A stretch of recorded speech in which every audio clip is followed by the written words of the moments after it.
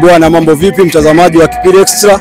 Kama kawaida leo tuko Nshamba katika mashindano ya 4G Shamba Cup katika viwanja vya shule ya msingi Tapa.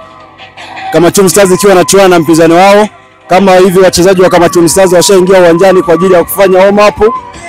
Wamecharadi wako vizuri sana. Kipili Extra siko nyuma, nimeamua kuja kusupport timu ya nyumbani kwa sababu inatokea Kamachumu na mimi huko ndo nyumbani, kwa nimekuja kusupport timu ya nyumbani kwa ajili ya kuupdate habari zote ambazo zinapatikana hapa, update zote ambazo zinapatikana ndani ya uwanja, kuanzia kwenye matukio, kwenye picha, kwenye video.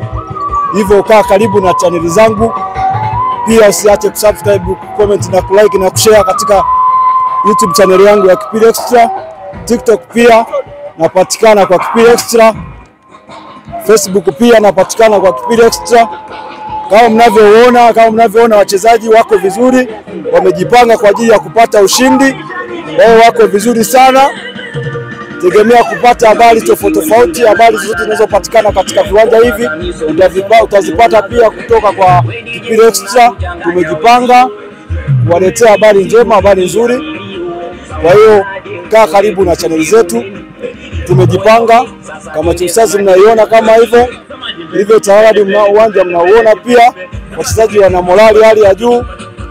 Kwa hiyo ni jambo tu la muda.